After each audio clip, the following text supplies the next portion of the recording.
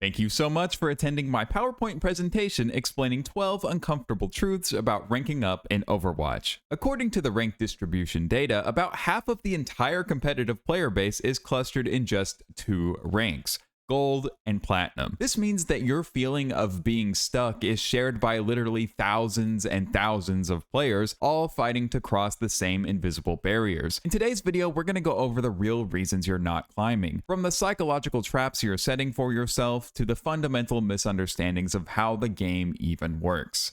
Let's rip the band-aid off right away with the biggest and most uncomfortable truth. You deserve your rank. The system is not rigged against you, there's no grand forced 50% win rate conspiracy, and I promise you, you are not a secret top 500 player who just happens to be trapped in a gold lobby. The system uses a hidden number, your matchmaking rating, or MMR, to figure out how good you are at the game. When you hit a 50% win rate, that's not the game holding you down, that's the game telling you it has successfully found your skill ceiling. It's placing you in fair fights. This is the absolute #1 psychological hurdle people face. If you genuinely believe the system is broken or designed to keep you hard stuck, you've already given up. You've absolved yourself of all responsibility for your own gameplay. This mindset, this elo hell narrative, is just a way to protect your ego from the simple fact that your rank isn't about your stats, it's about your actual, measurable ability to contribute to a win. Accepting that your rank is a fair, if blunt, assessment of that ability is the first step to getting better. Of course, the community is completely torn on this. For every high-level coach on r/Overwatch University explaining that a 50% win rate is a sign of accurate matchmaking, there are thousands of posts on Reddit about how the game is designed to keep you stuck forever. Players describe these wild win streaks followed by horrific loss streaks as proof that the game is intentionally sabotaging them with brain-dead teammates to enforce that 50% average. It's a much easier pill to swallow than admitting you might just be a gold-level player. The developers have openly confirmed this to be the case as well. In blog posts, they've stated that the matchmaker's only goal is to create a fair 50-50 match, which naturally leads to 50% win rates for players at their correct rank. It's also important to know that the icon you see, your gold 1 or whatever, isn't even what the game uses for matchmaking. It's all based on your hidden MMR. Now, your hidden MMR and your rank icon should roughly match up to one another, but you'll still sometimes see a diamond player in a plat lobby. Their hidden numbers are all comparable. That's the system just doing its job. If the system is fair, then the next logical place to point the finger is at the other 4 people on your team, right? Wrong. Let me be clear. You will absolutely lose some games because of your teammates. You'll get a lever, a thrower, or a support who thinks Baptiste healing grenade is just for show. It happens, but those individual people are not the reason you've been in the same rank for 3 seasons. Statistically, the enemy team is just as likely to get those same kinds of players. Over the course of hundreds of games, the bad luck evens out. The only factor that's present in every single one of your games is you. This is the most popular and most destructive way players avoid self-reflection. Blaming your team is a cognitive dead end. When you finish a match and your only thought is, I had 30 elims, but my tank just kept feeding, you've learned absolutely nothing. You've wasted 15 minutes. The players who think, I had 30 elims, but maybe I should have focused the enemy on us sooner instead of just spamming their tank, those are the ones who are actually going to climb. Blaming everyone else is just a defense mechanism, and it's holding you hostage. The teammate blame game is a pillar of Overwatch culture at this point. You see it constantly. Hell, I even do it. People complaining that they get comedically bad teammates at 9 out of 10 matches, and that they're leagues better than everyone else that they get matched with. But in any community focused on actual improvement, taking accountability is rule #1. Your teammates might be the reason you lose a game, but they're not the reason you're stuck in a rank. That's the whole lesson right there. It's so common, in fact, that it's been studied in other games. A paper on elo hell in League of Legends found that, surprise, surprise, lower skilled players are way more likely to overestimate their own abilities and blame their teammates for losses. In Overwatch's lower ranks, especially from bronze to gold, mistakes are so frequent that a single player who is genuinely performing above the rank's average can consistently create enough value to win, almost regardless of what their team is doing. But when you combine blaming the system with blaming your team, you get a truly toxic mindset. The idea of elo hell is everywhere in the metal ranks, and even other games. Players will describe being stuck in a loop where they feel powerless. One player on Reddit even said that they've developed so much anxiety they couldn't even play quick play without feeling disappointed, which convinced them that they weren't good enough for comp. The stories of people breaking out of this are always about mindset. One top 500 player literally credited getting medicated for their anxiety as a key that finally allowed them to play consistently and climb. It's all mental. So you've accepted your rank is real. You've stopped blaming your team, but you're still pointing at the scoreboard as proof that you're better than everyone else. Let's talk about that. Being at the top of the scoreboard for damage and healing does not mean you played well, and it definitely doesn't mean you deserved to win. Stats without context are completely worthless. That 20,000 damage you did as Soldier, you were probably just shooting their Orisa all game, which didn't do anything but feed their support's free ultimate charge. That 20,000 healing you did as Moira, you were probably just heal botting your tank who was standing out in the open instead of helping your Genji confirm a kill on their Mercy. And listen, this is not a novel concept, okay? Every coach on the planet says stats don't matter without context, but for some reason, this is still one of the most misunderstood parts of Overwatch. Players constantly use the scoreboard as proof that they're the lone genius on a team of idiots. This completely blocks them from understanding the difference between empty stats and actual impact. Yada, who lands one single headshot on an ulting enemy Pharah, has contributed more to winning that team fight than the Bastion who poured 5,000 damage into a pocketed Mauga who never died. Chasing big numbers on the scoreboard instead of chasing the actual win condition is a recipe for disaster. And you'll see this all the time. Someone posts a screenshot of their monster stats with a caption like, "I regularly get 20k healing and almost never die, but I still lose." And every experienced player replies with the same thing. The losing team often has more healing because they were taking more damage and constantly trying to recover from lost fights. A good Mercy might have low healing numbers because she was correctly damage boosting her Ashe who was popping off. The numbers on the scoreboard do not tell the full story. The game's designers know this too. Back in Overwatch 1, they actually removed performance-based SR adjustments from Diamond and above. It used to be that your individual stats could give you more or less rank points. They took it out because it encouraged people to play for stats instead of playing for the win. Like a Mercy who would hide and let her team die just so she could get a 4-man res. The only stat that actually matters is the one that says victory at the end.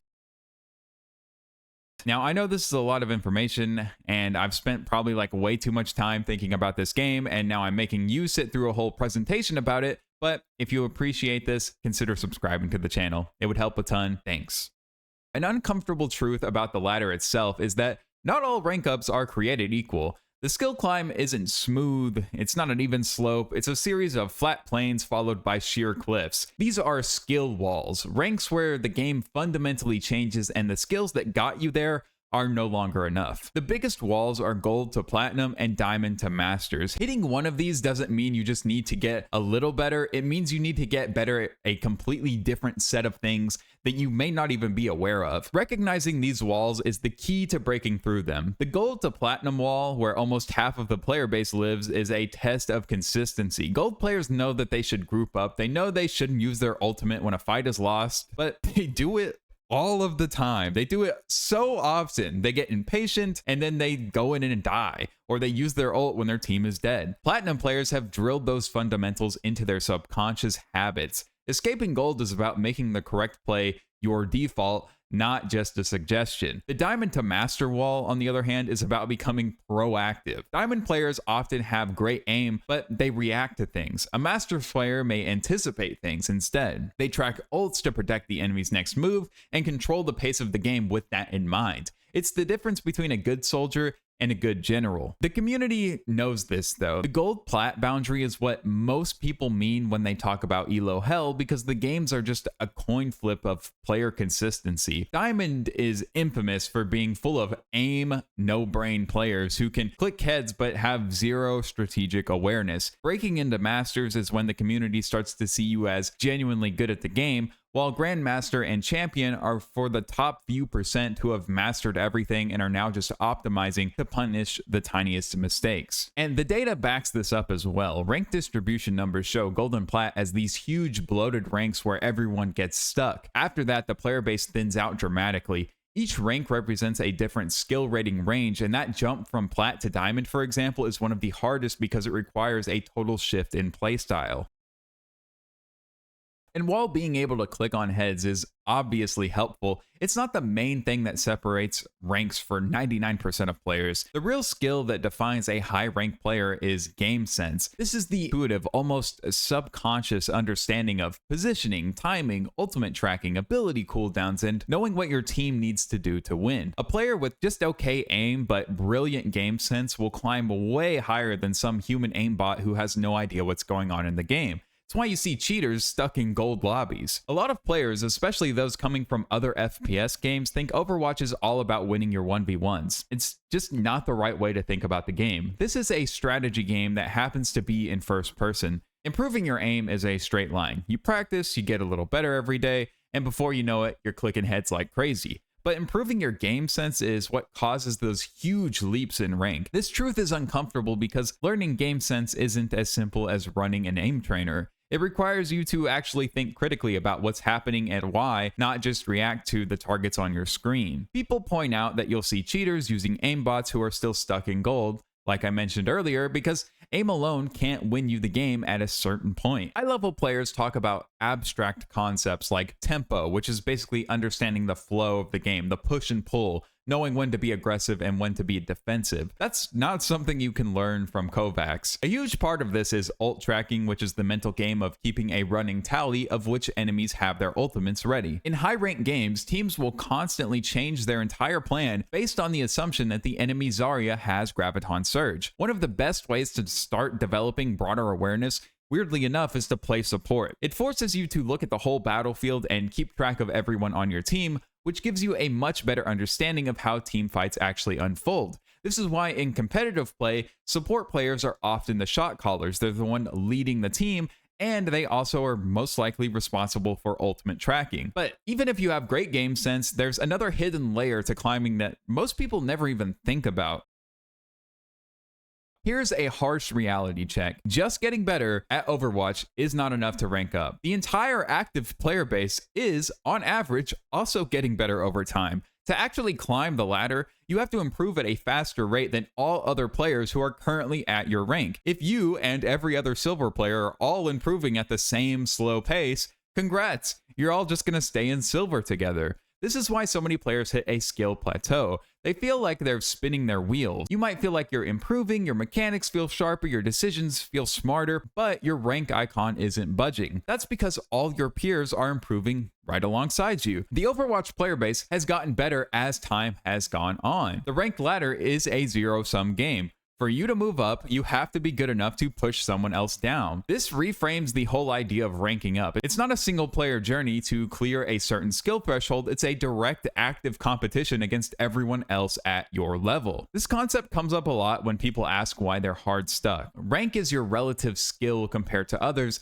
so to gain rank, you actually have to improve faster than the other people in your rank. Not understanding this is a huge source of frustration because it feels like your effort isn't paying off. In reality, your effort is just helping you keep pace with the rest of the herd. And this isn't just a theory. Like I said, the overall skill of the average player has gone up massively since Overwatch launched in 2016. A diamond player from back then would probably get demolished in today's platinum lobbies because the strategies and general player skill have evolved so much. Every time a new hero comes out or the game gets a major update, like the switch to 5v5, it creates a big shakeup. These moments are huge opportunities for players who can learn and adapt quickly to shoot up the ranks. Now, let's talk about one of the most misunderstood parts of that climb, the dreaded loss streak.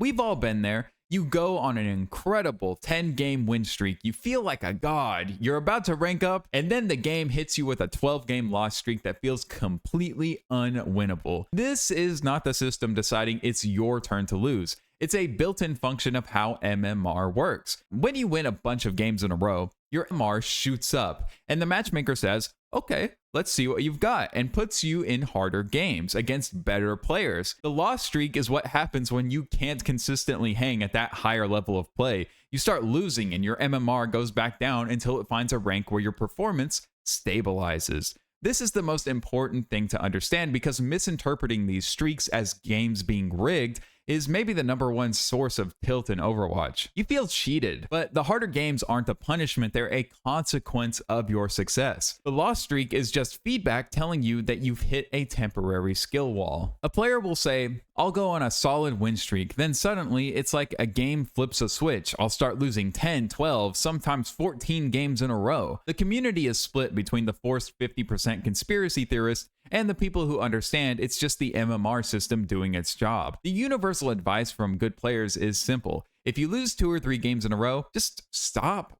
playing. Take a break, reset your mental, and don't let a normal MMR correction turn into a massive tilt-fueled slide. The game even tells you this is happening now. Since Season 9, they added the rank modifiers that pop up after a match, and one of them is literally for being on a win streak. The system is openly admitting that it is accelerating your rank changes to get you to where you belong faster. Developer blogs have also confirmed that the system has a confidence level in your rank. If you're on a big win streak, its confidence is lower, so your MMR changes are bigger and more volatile. It's all just math. So if you want to climb faster and avoid these streaks, what's the best strategy? The answer might surprise you. One feels wrong, but it's true. While Overwatch is all about hero swapping and counterpicking these days, the single fastest way to climb is still specializing in 1 or 2 heroes. This is what's known as one-tricking, and when you pour all your time into a very small hero pool, say 1 to 3 heroes in the same role, you master their mechanics, matchups, and little tricks to a level that's far above your actual rank.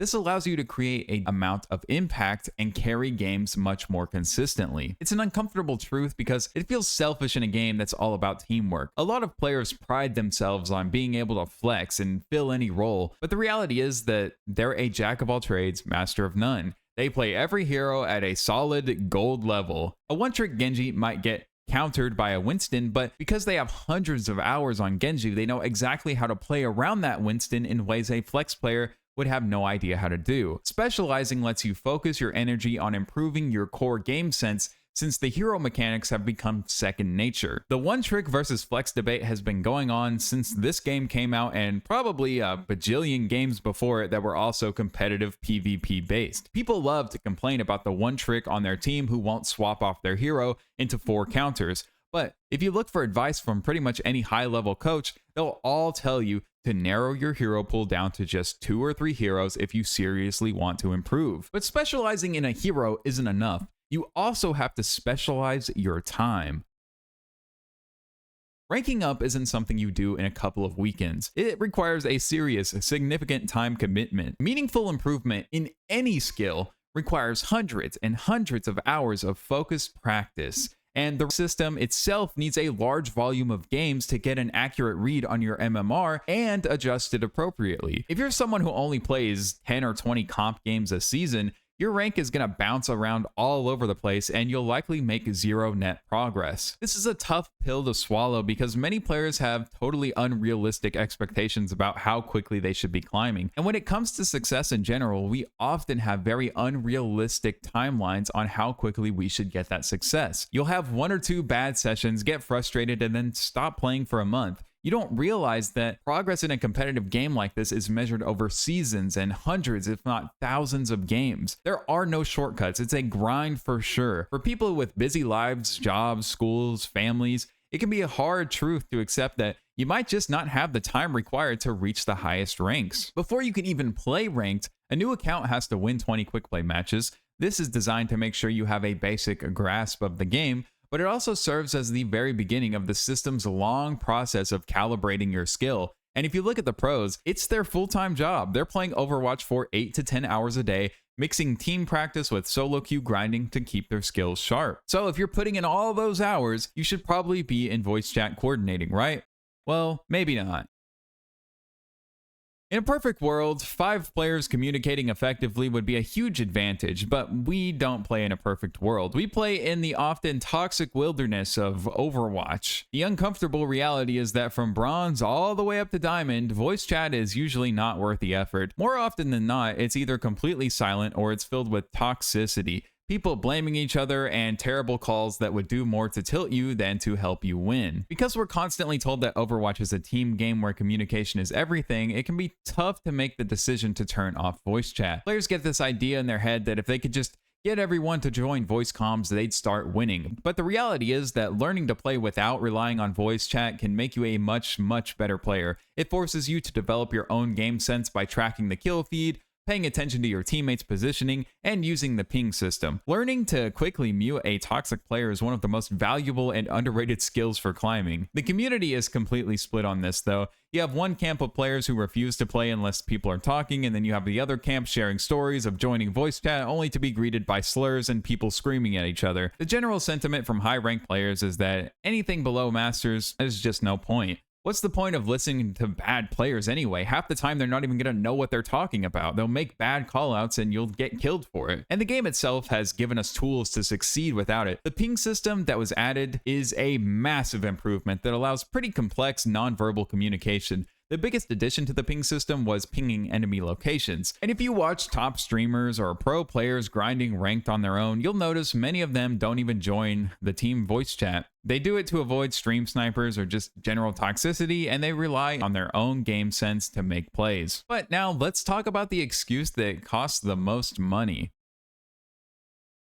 Yes, having a good PC and a high refresh rate monitor, 144 Hz or higher, gives you a tangible advantage. The game is smoother, it's easier to track targets, and your input feels more responsive. But the advantage is not a replacement for actual skill. The difference between a 60 Hz monitor and a 144 Hz monitor is huge. The difference between 144 Hz and 240 Hz is a lot smaller. Buying better gear will not magically fix your bad positioning or your terrible ultimate usage. This is an uncomfortable truth for anyone who uses their equipment as a scapegoat. It's much easier on the ego to say, I'd be in Diamond if I just had a better monitor or a better mouse or a better PC, than to sit down and review your gameplay and confront the dozens and dozens of mistakes you're making every single game. Now, a genuinely bad setup like playing on spotty Wi-Fi or on a PC that can't hold a stable 60 frames per second will absolutely hold you back, okay? Listen, I used to play on a laptop and it got like 40 frames a second. The game is much better on my new computer. But dropping a ton of money on the top of the line gear will only give you a tiny edge if your fundamentals are already strong. The improvement is definitely real, but it's a multiplier on skill you already have, not a substitute for it. No bronze player is going to get to diamond just because they bought a new graphics card. It's just not how it works. If you look at pro players though, they take this seriously. An analysis of over 100 professional player setups shows that pretty much all of them use at least a 240 Hz monitor. They also famously play with all the graphical settings on low because they want to maximize their frames and reduce screen clutter. It's also interesting to see how their mouse settings differ. Pro tank players tend to have a higher overall sensitivity for making quick turns, while pro supports who play heroes like Zenyatta have a much lower sensitivity for more precise, pixel-perfect aiming. So there you have it, the hard truths about what it really takes to climb in Overwatch. It's not the system, it's not your team, it's you, and it's a grind. Thanks for watching and subscribe.